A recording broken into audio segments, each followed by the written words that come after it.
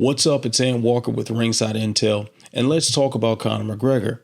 Lately, we've been seeing his face a lot of interviews on this press run for the new movie Roadhouse that he's co-starring in. And of course, the conversation always turns into when he's going to return to the octagon. And it's been very easy to blame Conor McGregor for this for multiple reasons. One, he's super rich. So unlike a lot of other fighters on the roster, he doesn't need to fight. He's got plenty of money from other revenue streams. So there's really no need for him to fight as far as just keeping the lights on in his house. Second, he hasn't been very active since the Floyd Mayweather fight.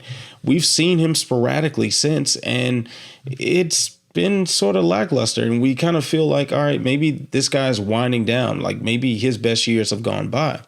In an interview with TalkSport, McGregor is actually putting a lot of the blame on the UFC as to why he hasn't been around. In particular, he expresses frustration with Dana White publicly trashing the idea that he can face Nate Diaz at the No J UFC event this coming fall. And of course, there's that fight with Michael Chandler that we're still waiting on nearly a year after their season of The Ultimate Fighter has concluded. Even McGregor's coach, John Kavanagh, in a recent interview with Ariel Helwani, was saying the situation seems weird to him. Nate Diaz, Conor McGregor's arch nemesis, is actually kind of riding with McGregor on this one, co-signing McGregor's frustrations here. So McGregor has laid out some level of a plan for getting active to round out his 2024. As he said on New Year's in a social media post, he wants to fight on International Fight Week, which is June 29th.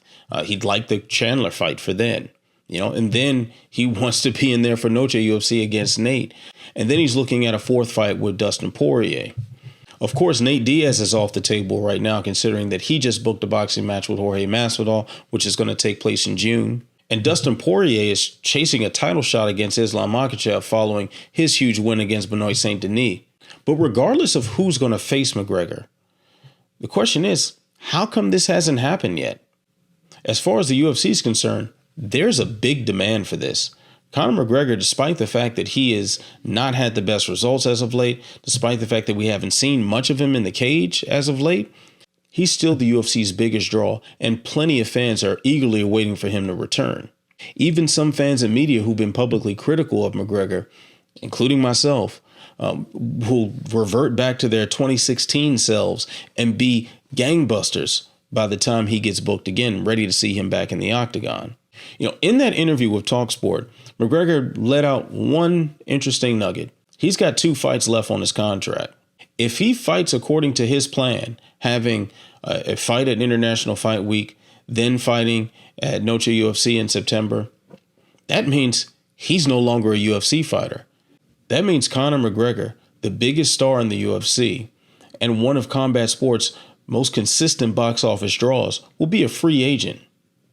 As Francis Ngannou showed, success and stardom inside the UFC can mean success and stardom outside the octagon as well. And just my 2 cents here, perhaps the UFC is holding this as a bargaining chip for their upcoming TV deal negotiations. Negotiations for their next TV deal begin within a matter of months. That means it'd be nice to have Conor McGregor under contract during that time, because that new TV partner can rest assured that they will have at least one huge fight on the horizon. Much like the stardom of Ronda Rousey and Conor McGregor and Brock Lesnar's return at UFC 200 were used as bargaining chips to sort of push the Endeavor purchase over the hill and get that done, perhaps this is the nugget that they're holding this time in order to sweeten the deal for any potential suitors. Although the official negotiations don't begin until January, according to TKO executives, some of these offers are already coming in. So as the UFC continues becoming sort of the content mill it has become, and this constant churning and churning of events and churning of fighters, and this decreased focus on individual star power, even a name like McGregor gets lost in the sauce. What do you think? Stay locked into Ringside Intel. Remember, like, share, subscribe.